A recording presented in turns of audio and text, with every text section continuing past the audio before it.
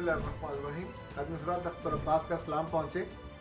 दुनिया भर के मुख्तलिफ़ मुल्कों में हमारे जो लोग जगह जगह आबाद हैं, कहीं शाद हैं, कहीं दुखी हैं, उनकी जो लर्निंग है वो हमसे थोड़ी मुख्तलिफ है।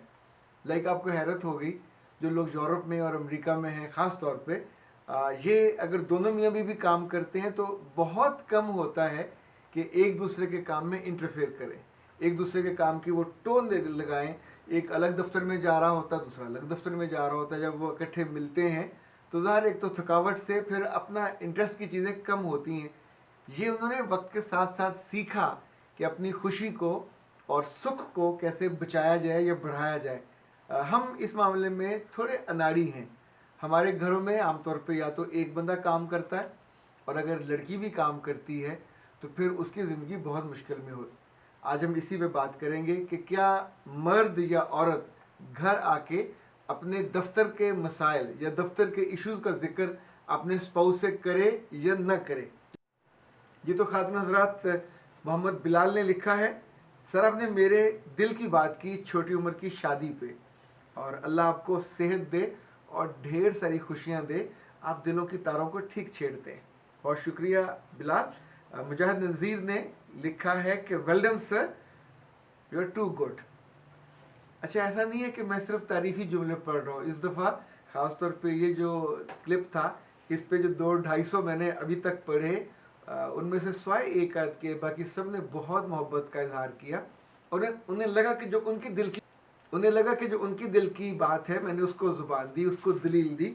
और मुजाहिद ने आगे लिखा है कि your perception is amazing and it's relating to the असल मैरिज। एहसन भट्ट साहब ने लिखा है कि हम कब सीखेंगे कि दूसरों को चैन से जीने दें। हर किसी के मामले में अपनी राय को डंडे के तौर पे इस्तेमाल करते हैं, हर्ट करते हैं। एहसन भट्ट साहब, आपका बहुत शुक्रिया। कई सारे अच्छा, इसमें मर्द कम है, ख़वातीन ने ये जुल्म कमाया है कि वो उनकी शादी के बारे में ही मशकूक किए जा रही हैं। इनकी शादी के साथ ये हो जाएगा, ये हो जाएगा। अभी तो उनकी आंखों की मुस्कुराहट, उनकी जो खुशी की जिस वो क्या कहना चाहिए, जिस मंजिल पे वो इस वक्त हैं, वहाँ से एक कदम भी नीचे नहीं उतरे और आप उनको डराने लग गए हैं, बद्दुआएं देने लग गए हैं। प्लीज़ डोंट डू दैट, ये इट्स अनफेयर। सादिया अहमद ने लिखा कि माशाल्लाह सर, आपने ज़बरदस्त वजाहत की, दिल को इत्मीनान हुआ। 18 साल में दोस्ती हो सकती है तो शादी क्यों नहीं हो सकती? आपका तजज़िया और जायज़ा दोनों बहुत उम्दा। वकास खान ने कहा, आज तो दिल सर खुश कर दिया, ज़िंदगी में पहली मरतबा। खान साहब, ये पहली मरतबा दिल खुश हुआ। जो मेरी तरफ से दिल पे जाएँ तो बहुत सारे हैं, बहुत सारी मोहब्बत है, बहुत सारे सवाल हैं, बहुत सारा इत्मीनान है।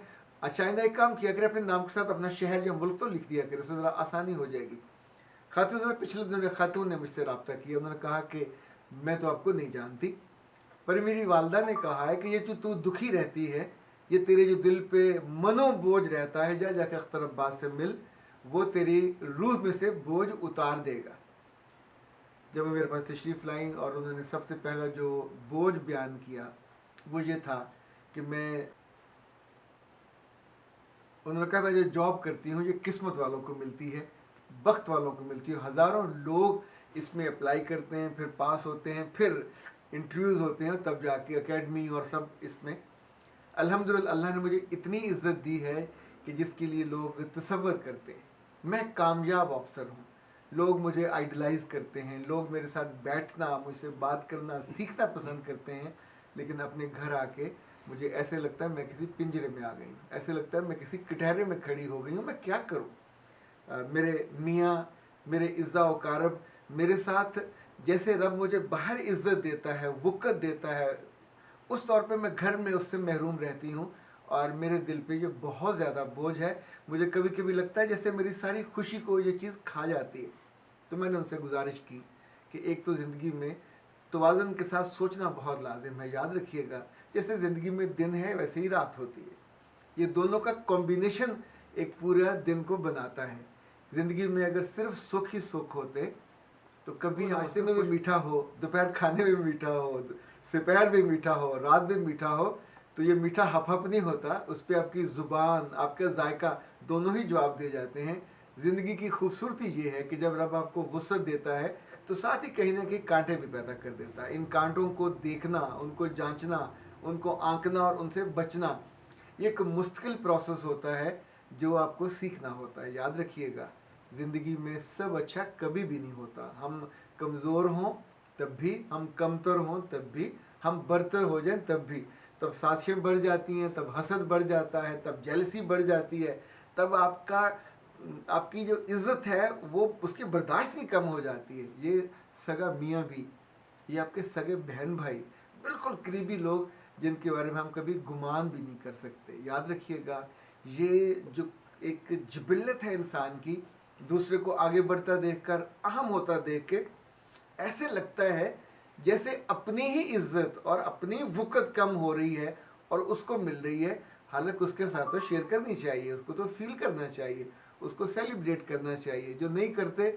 वो बेचारे फिर जलते रहते हैं और जल जल के राख हो जाते हैं। हदीस के अल्फाज है कि जो हसद करने वाले हैं ये खुश्क लकड़ी की तरह जलते हैं। पर हैं, ये जो जलन है ये आपकी ज़िंदगी की मंजिलों को खोटा करती है।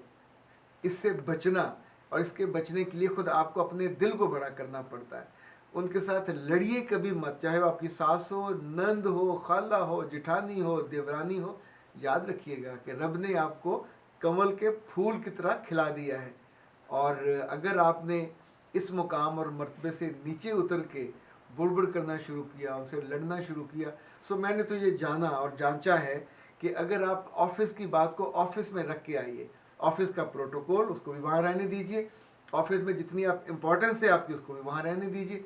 बहुत मुमकिन है आपकी पोजीशन की वजह से, आपके मनसब की वजह से मुल्क के बड़े बड़े लोग आपके सामने आके सरनिगू हों, आपके साथ बैठते हों, खाना खाते हों, दावतें देते हों। इट्स ओके, वो आपका हक है, इस्तेहकाक है, वो आप पे अल्लाह का इनाम है। पर वही प्रोटोकॉल आप घर में मत मांगिए, घर में नहीं मिलेगा। अगर आपका मियाँ भी उसी लेवल पे, उसी, मैं बहुत ऐसे लोगों को भी जानता हूँ कि जहाँ मियाँ और बीवी एक ही जैसे मुनासब पे हैं और वो एक दूसरे के लिए एक्सेप्टेबिलिटी उनके लिए ज़्यादा है, जो उन्होंने तजर्बे से सीखी। जब चाहे आप रिश्ते तोड़ सकते हैं, ये सबसे आसान काम है। पर तोड़ने के बाद फिर आपको रोना बहुत पड़ता है। उसके बाद भी जो आएगा कोई गारंटी नहीं है कि वो आपकी कितनी इज्जत करे। सो मैं तो इस हक में होता हूँ कि जिस रिश्तों को इतने साल पहले रब ने बनाया, उसमें से औलाद भी दे दी, उसमें से घर भी दे दिया, आपकी पहचान भी बन गई, तो फिर अपनी पहचान को ख़राब मत करें। सोशली भी आपकी एक्सेप्टेबिलिटी आपके मियाँ के साथ है, सोशली भी आपकी एक्सेप्टेबिलिटी आपके बच्चों और एक फैमिली मेल या फीमेल के तौर पे है। आप जितने बड़े मनसब पे जाते जाइए, अपने घर को अलग रखिए और अपने काम को अलग रखिए। दोनों को जब जब आप मिक्स करेंगे तो इनफैक्ट आपको कॉम्प्लिकेशन होगी।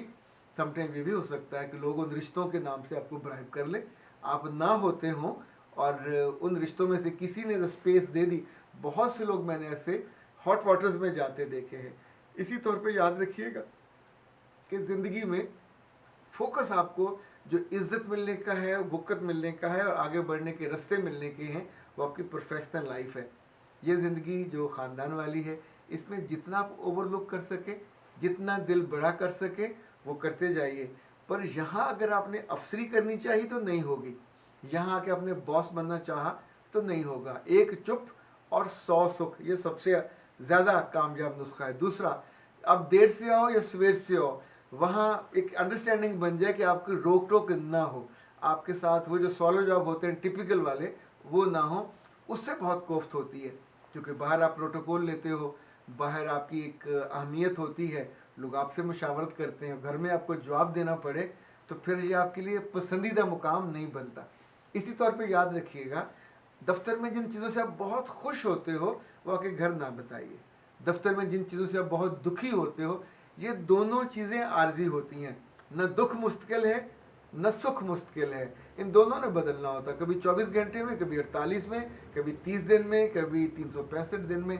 ये तिलकल अय्यामु नुदाविलुहा बैनन्नास वाला मामला है, दिन बदलते हैं।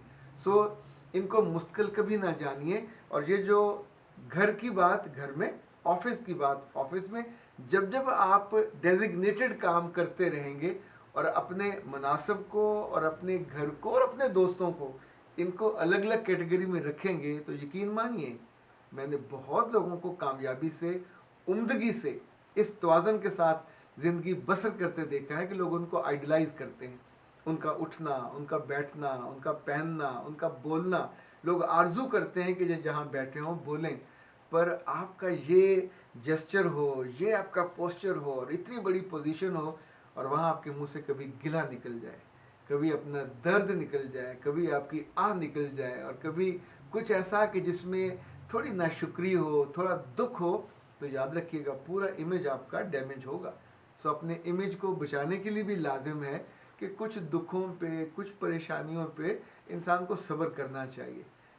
हर चीज़ आपके लिए नहीं बनी, कुछ चीज़ें आपकी आजमाइश के लिए भी बनी है। और हर खुशी की कीमत होती है, हर कामयाबी की भी कीमत होती है, हर किसी को देनी होती है। आप बादशाह बन जाए, आप वज़ीर बन जाए, तो उतनी जेलसी बढ़ जाएगी, उतनी दिक्कतें बढ़ जाएंगी, उतनी परेशानियां बढ़ जाएंगी। मज़दूर की परेशानियां निस्बतन कम होती हैं, फॉलोअर्स की, मतहतों की निस्बतन कम होती हैं। पर जैसे जैसे आपका मुकाम बढ़ता है, मेल का भी और फीमेल का भी, ख़वातीन को थोड़ी दिक्कत ज़्यादा होती है, उनको ये आजमाइश ज़्यादा सहनी होती है। सो याद रखिएगा, जिन जिन को अल्लाह ने मुकाम और मर्तबा दिया है वो घर में लड़ाइयाँ करके बेबरकती साथ ना लेके जाएं, उनको अलग रखें, उनको अलग रखें। इवन जो आपके बॉसेस हैं, उनकी शिकायतें, उनके गिले शिकवे, वो भी कोशिश करें कि आपके मुंह से ना निकलें। जब आप अपने ख़ानदान के लोगों की शादियों पे जाएं, ब्याहों पे जाएं, वहाँ कितने लोग होंगे आपसे मिलते हैं, आपके मनसब से भी मिलते हैं। वहाँ भी कभी आप अपने मुकाम से नीचे ना आए, जैसे फ़रोतर कहते हैं जिसको, वो ना जुमला निकलना चाहिए या ना तबसरा निकलना चाहिए, जो आपकी इज़्ज़त भी बढ़ेगी, आपका मुकाम भी बढ़ेगा और लोगों की निगाहों में आप वो जो रोल मॉडल होते हैं वो भी बने रहेंगे। अख्तर अब्बास को इजाज़त दीजिए। अस्सलाम वालेकुम व रहमतुल्लाह।